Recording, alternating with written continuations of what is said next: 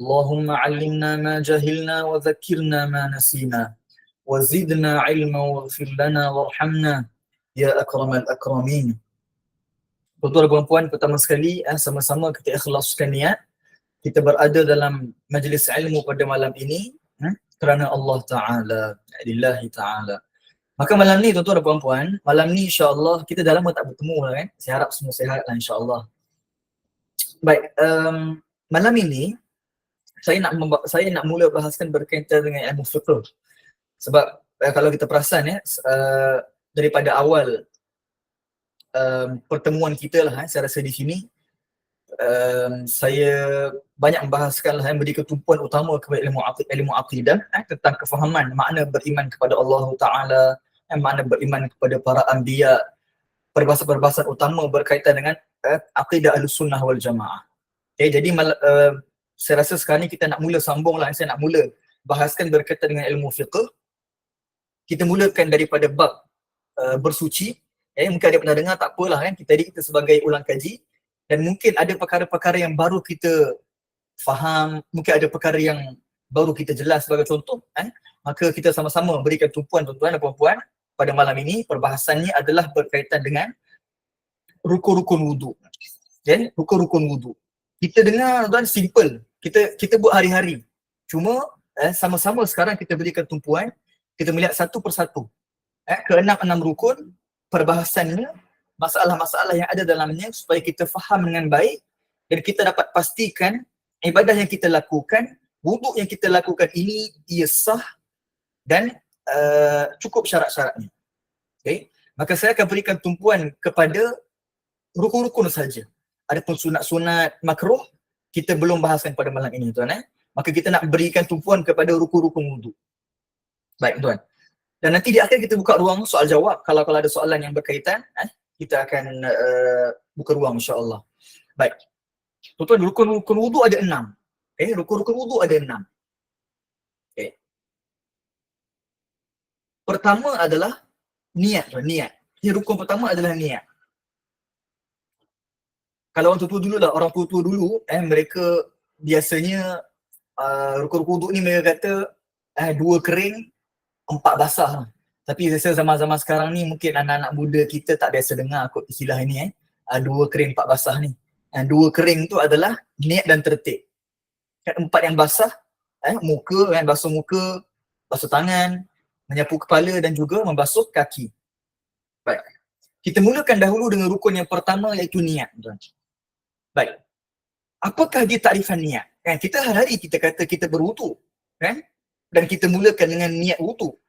Baik, kita kena faham apakah yang dimaksudkan dengan niat berdasarkan mazhab Syafi'i.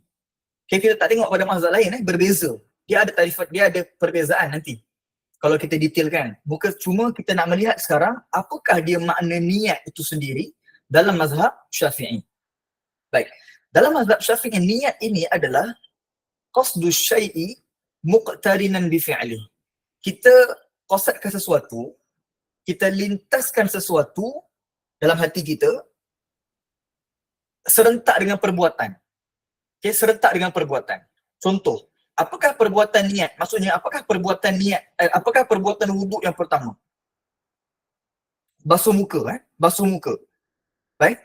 Maka niat itu kita lintas dalam hati saja aku berwuduk. Maka lintasan itu dia mestilah berlaku serentak dengan perbuatan. Maksudnya ketika mana kita basuh muka, ketika itu kita lintaskan. Kalau kita perincikan lagi, niat ini tempatnya di hati. Tempat niat di hati, bukan di lidah. So kalaulah kita ucap di lidah, itu ada sunat. Dia mesti dilintaskan dengan hati. Kalau di mulut saja tanpa lintas di mulut saja tanpa lintaskan di hati, ia tak menjadi niat. Mesti dilintaskan di dalam hati. So kalau lah orang kita biasa buka pipe dia buka pipe contohnya, dia pun ambil air. Jadi kalau lah ketika dia buka pipe, dia ucap di lidah contohnya, ataupun ketika dia letak air kat tangan, dia ucap di lidah, saja aku berwuduk kerana Allah. Adakah ini dikira niat? Belum. Dia ucap di lidah ni sunat. Kenapa sunat? Sebab dia memudahkan untuk lintas dalam hati nanti. Maka kata para fuqaha dia sunat. Cuma bila kita kata niat itu tempatnya di hati, bukan di lidah. Maksudnya kita mesti lintaskan dalam hati kita. Apa yang kita nak lintaskan? Banyak yang boleh. Antaranya kita lintaskan sahaja aku berwuduk. Okay? Tak ada kerana Allah, tak apa. Paling kurang dia kata sahaja aku berwuduk. Tak apa, aku berwuduk contohnya. Okay? Ataupun sahaja aku angkat air sekecil. Sahaja aku berwuduk fardu, banyak yang boleh. Baik. So saya ambil yang mudah lah. Mudah contohnya kita ambil sahaja aku berwuduk. Okay? Baik, kita dah tengok takrifan niat. Kita dah tahu tempat niat adalah di hati. Dan kita dah membincangkan, sebutkan apa yang kita nak lintaskan itu dalam hati. Sekarang, kalau orang tanya kita tuan-tuan, perempuan, kalau orang tanya kita, bilakah kita nak niat? Soalan.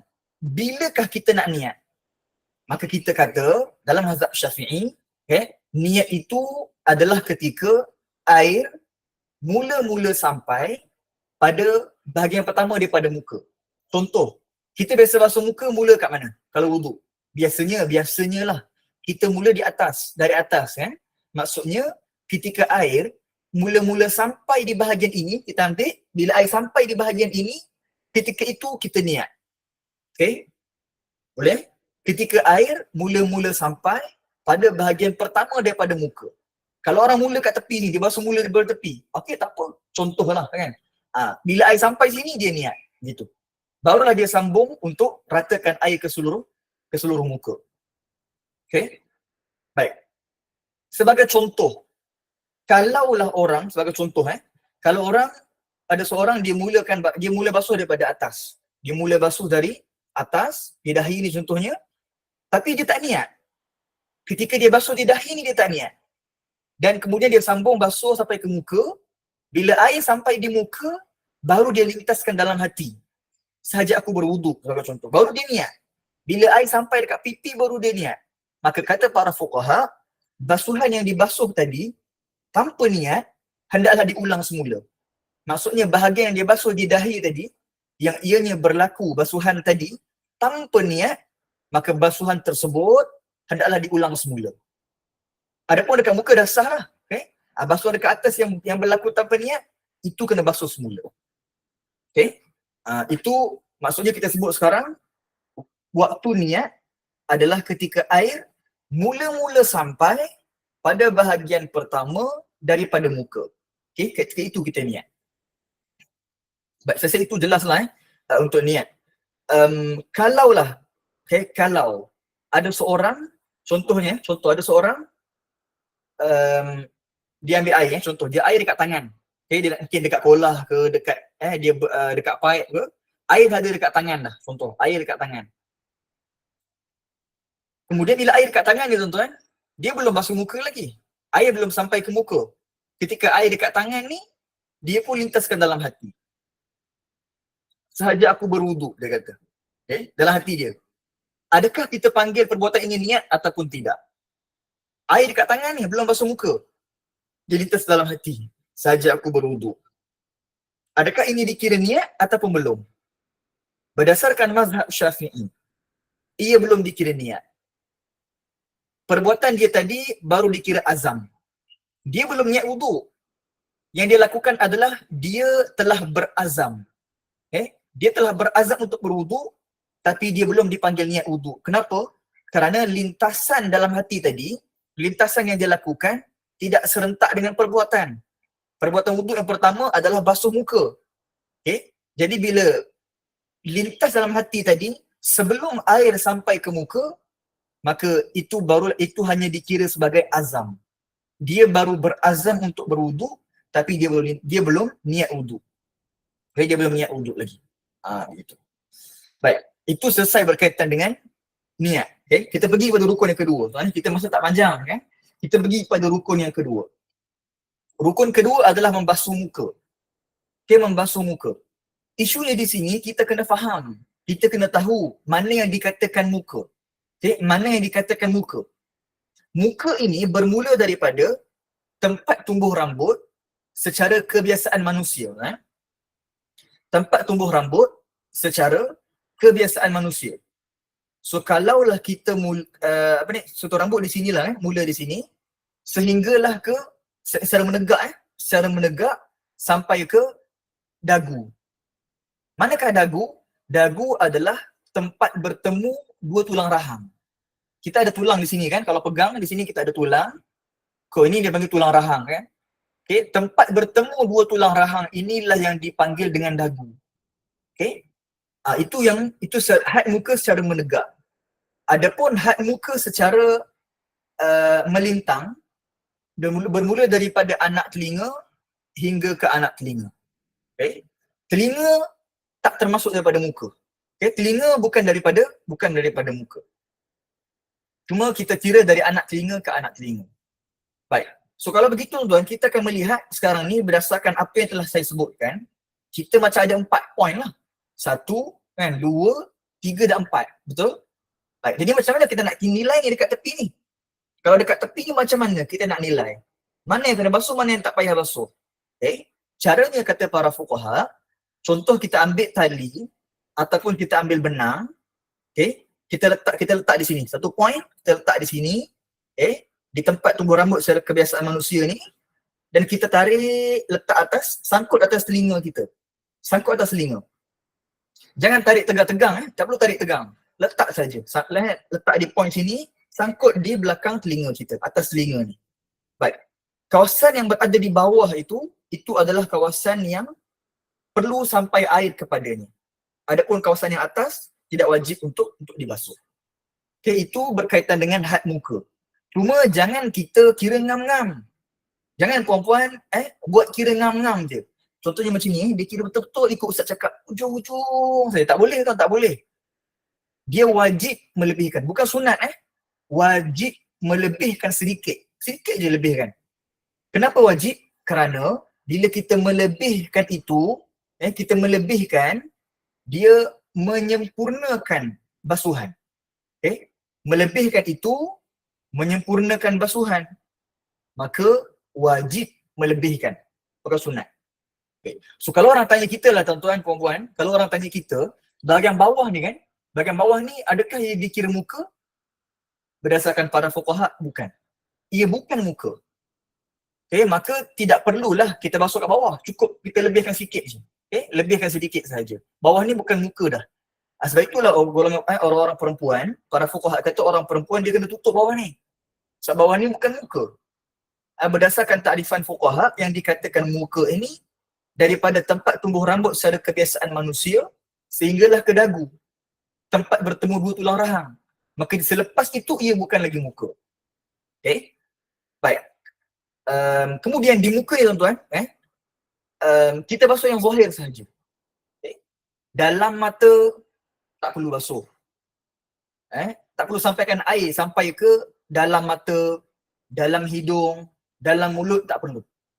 Tidak perlu. Okay?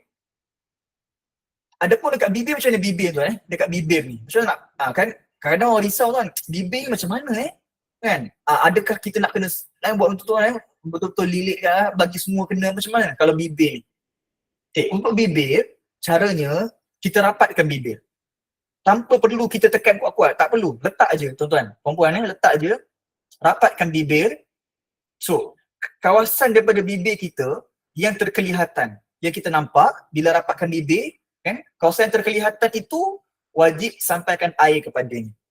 Adapun kawasan yang tak terkelihatan, ketika mana kita merapatkan bibir, kawasan itu tidak perlu untuk sampaikan air kepadanya.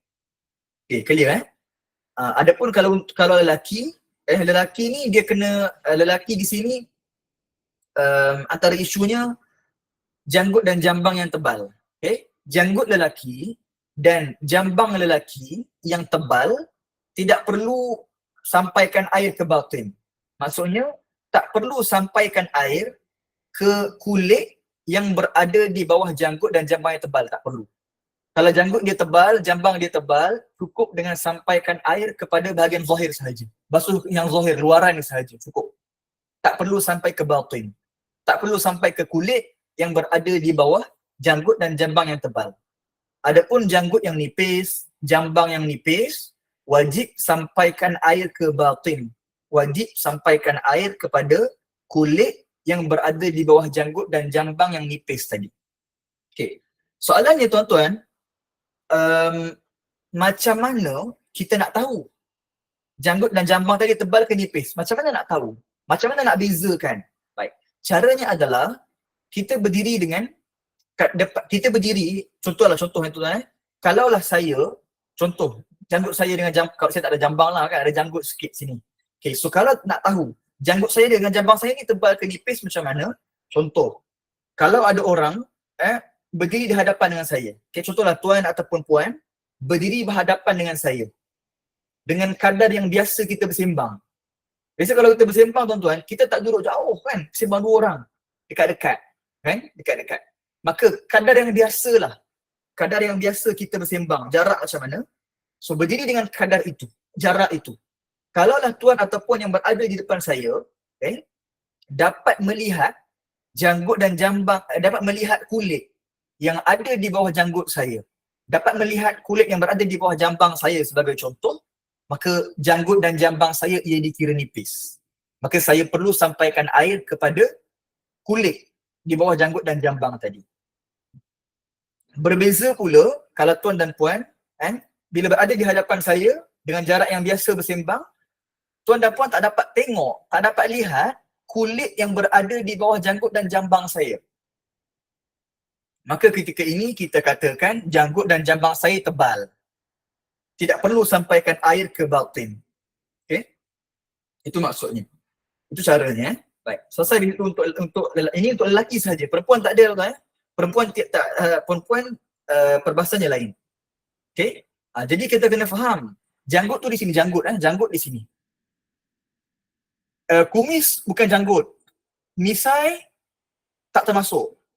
Kalau misai dia tebal tuan. Contoh misai yang saya katakan tadi, janggut dan jambang yang tebal. Kalau orang ada misai yang tebal mesti sampaikan air ke batin. Semua kena bagi rata. Galak ke, Wak Doyok punya misai ke, tebal kan, panjang. Maka macam mana sekalipun, tetap dia kena ratakan air pada keseluruhan. Sebab yang kita kata kecuali tadi adalah janggut dan jambang yang tebal, bukan misai. Jambang adalah bulu-bulu yang tumbuh di atas dua tulang rahang ni. Atas tulang ni kita ada tulang di sini, dia bagi tulang rahang. Bulu-bulu yang tumbuh di atas tulang ini yang dipanggil jambang. Adapun kalau bulu-bulu dekat sini kan, atas ni dah. Ini panggil bulu pipi, bukan jambang. Okay? Ataupun di sini, ini dikira sideburn. Dia bukan jambang. Maka kalau nak mula nipiskan sikit. Okay? Bagi lelaki. Adapun jambang adalah bulu yang tumbuh di atas dua tulang rahang. Itu jambang. Kena beza. Baik. Selesai dengan bahagian buka tuan. Kita ada sikit lagi. Kita pergi kepada yang ketiga, yang seterusnya adalah membasuh tangan. Okay? Basuh tangan. Muka paling kurang basuh sekali. Muka paling kurang basuh sekali. Tangan juga sama, paling kurang basuh sekali tangan. Baik, untuk tangan tu mudah saja. Nak mula kanan dulu boleh, nak mula kiri dulu boleh. Cuma sunat kita mula dengan kanan dahulu. Baik. Bila kita kata basuh tangan, ia bermula daripada hujung kan, daripada hujung sini daripada sini. Bukan daripada pergelangan, tidak. Okay, daripada hujung basuh tangan sampailah ke siku. Juga mesti melebihkan. Wajib lebihkan sedikit. Jangan dikira siku ngam-ngam. Tak boleh. Wajib melebihkan. Okay. So sebelah sekali sebelah kanan, sekali sebelah kiri. Paling kurang untuk sah. Okay. Maka kalaulah dia ada jari tambahan, ada 6 jari. Ataupun ada bulu-bulu yang lebat. Okay. Ataupun ada daging-daging yang tumbuh atas tangan tadi, wajib sampaikan air pada kesemuanya. Kena ratakan air pada keseluruhan. Okay, ingat ada jari tambahan, ada bulu-bulu yang lebat, ataupun ada daging-daging tambahan atas dua tangan, wajib sampaikan air kepadanya. Baik, itu selesai dengan tangan. Kita pergi pula kepada rukun yang seterusnya adalah menyapu kepala, menyapu. Baik, tuan-tuan kita kena faham istilah bila kita kata muka, membasuh muka. Bila kita kata tangan tadi, membasuh tangan. Adapun sekarang kita kata menyapu kepala. Tuan-tuan, beza ya, basuh dan sapu dua perkara yang berbeza. Berbeza, takrifannya berbeza. Bila kita kata basuh muka, basuh tangan, basuh itu mesti berlaku padanya jarayanul ma'. Mesti berlaku padanya mengalir air. Okay? Tuan-tuan, macam mana nak mengalir air? Dua cara. Contoh, saya ada air mineral di sini. Kalau saya tuang air atas tangan saya, contoh saya tuang air atas tangan saya dan saya biar je. Bukankah air ini atas tangan saya akan mengalir macam tu? Betul tak? Kan? Sebab air, tabiatnya, sifatnya adalah mengalir. So kalau saya letakkan air sahaja dan saya biarkan, dia mengalir dengan sendirinya dan rata semua sebagai contoh. Okey, cukup. Itu dah dikira membasuh sebab berlaku mengalir air. So mengalir air ini sama ada ia berlaku dengan tabiatnya sendiri ataupun mengalir air itu berlaku dengan cara kita menggerakkan menggunakan tangan. Contoh, saya ambil air sedikit, okay, saya ambil dalam kolah ataupun di pipe, saya ambil air sedikit, letak dalam tangan saya, letak dalam tangan saya, kemudian saya pun buat macam ni contohnya, saya turunkan dia. Air sikit je saya guna. Saya turunkan air, turunkan, saya ambil tangan kiri, saya ratakan. Contohnya, saya ratakan air menggunakan tangan. Saya gerakkan air menggunakan tangan saya. Maka ini juga boleh. Ini juga dikira membasuh. Kenapa? Kerana berlaku mengalir air. Boleh faham tuan-tuan? Okay. Maka kesimpulannya mengalir air itu berlaku sama ada dengan cara air bergerak mengalir secara tabiatnya sendiri atau dengan cara kita mengalirkan air, menggerakkan air dengan menggunakan tangan. Kedua-duanya dipanggil membasuh. Adapun menyapu tidak disyaratkan. Menyapu tak disyaratkan padanya mengalir air. Okay? Contoh di kepala, di kepala. Kalau saya ada kain yang basah atau tangan saya ni lembap, saya ada air, tangan saya lembap basah, ada air. Maka cukup dengan saya tap, saya letak sahaja dan saya angkat. Itu telah dikira menyapu kepala. Tak perlu saya gerakkan tangan, tak perlu saya gerakkan air, tak perlu. Cukup kalau saya letak dan angkat. Atau saya letak kain dan saya angkat, kain yang basah. Ia dah dikira menyapu.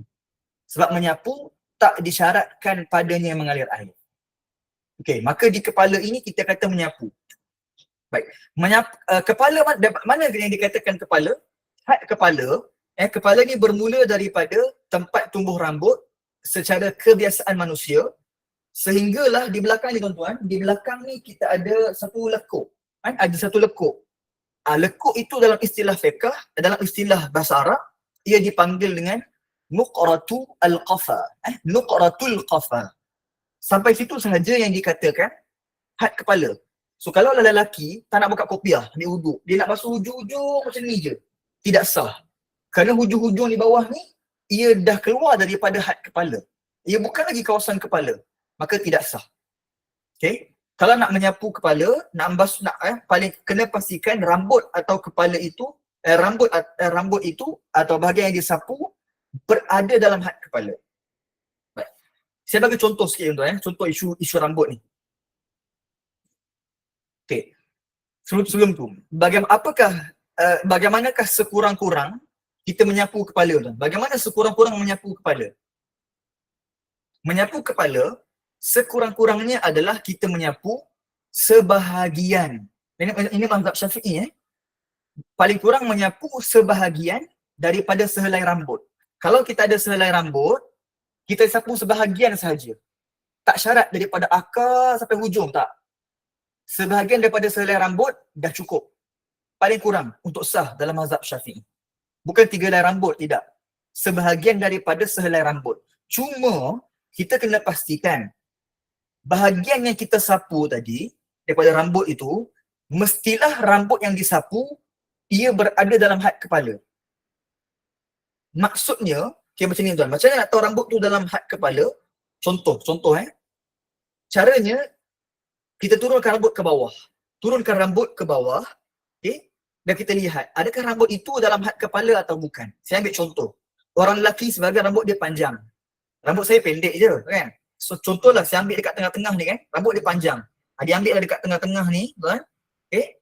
Dia pun ustaz kata basuh sebahagian je. Dia ambil selai, dia pun basuh-basuh macam ni je tuan Dia basuh-basuh gitu je. Tetapi bahagian ini, kalaulah diturunkan rambut ke bawah, rambut tu dekat sini. Yang dia sapu tu di sini. Maka bahagian rambut yang disapu keluar daripada had kepala. Walaupun akar rambut tersebut dalam had kepala, betul. Tetapi bahagian rambut itu, kalau diturunkan ke bawah, ia berada di luar had kepala. Maka tak sah. Kena pastikan rambut bahagian yang disapu itu berada dalam had kepala. So samalah kalau perempuan yang mungkin tak nak buka, mungkin yang pakai tudung kan, dia tak nak buka, dia kata. Tak nak buka tudung budak sekolah contohnya. Dia dah ikat panjang dah. Kan? Dia dah buat apa? Saya tak tahu lah panggil apa perempuan tu dia dah ikat rambut lah kat belakang panjang. Dia pergi dekat batang paip tu dekat paip, dia bawa turun je rambut yang kat bawah tu. Dia bawa macam tu je bawah paip contohnya tuan. Okay? Maka tidak sah. Walaupun dia kata rambut ini akarnya dalam had kepala, tidak sah. Kerana bahagian serambut yang disapu tadi, ia berada di luar had kepala. Okay, boleh. Saya tak nak panjangkan cerita dah pukul 9. Seminit dah pukul 9. Saya nak ambil ringkas saja, membasuh kaki dan tertib. Tinggal lagi 2 rukun. Rukun kelima adalah menyapu kaki. Membasuh kaki. Mudah saja tuan, macam tangan. Paling kurang sebelah kanan sekali, sebelah kiri sekali. Membasuh kaki daripada hujung jari kaki kita sampailah buku lali. Buku lali juga termasuk. Mesti kena bagi rata, buku lali kena bagi sampai air kepadanya. Kalau orang ada jari-jari tambahan pada kaki, ada bulu-bulu yang lebat pada kaki tadi, atau ada daging-daging yang tumbuh dalam had kaki, dalam kawasan yang kita sebutkan tadi, mesti sampaikan air kepadanya. Wajib. Okay?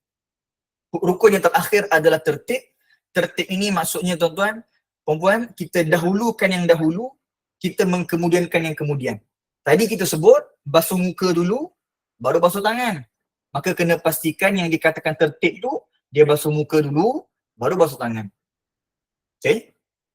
Baru boleh menyapu kepala. Okay? Begitu maksudnya. Tak apalah, saya berhenti di sini tuan. Ada rezeki kita bahas lagi. Kalau ada rezeki kita bertemu, kita akan masuk pula tuan-tuan, membahaskan tentang perkara yang membatalkan wuduk. Ada orang ragu-ragu lah kan. Apa batal ke tidak? Ada 4 sahaja perkara yang membatalkan wuduk dalam mazhab Syafi'i. Akan kita bahaskan pada pertemuan akan datang insya-Allah. Maka saya harap, walaupun hari ini topiknya mungkin pernah diulang dan ulang, tetapi saya harap ada perkara-perkara baru atau ada perkara yang dapat kita jelaskan yang menjadi kemusykilan sebelum ini, insya-Allah taala. Kita berhenti tuan di sini. Maaf saya lebih dalam 1 minit di sini. Kita bertemu insya-Allah pada masa akan datang. Mohon maaf salah silap, kekurangan daripada saya. Terima kasih atas ruang yang diberikan pada malam ni. Barakallahu fikum wa jazakumullahu khairan katsira. Saya kembalikan semula majlis kepada bonda. Silakan bonda.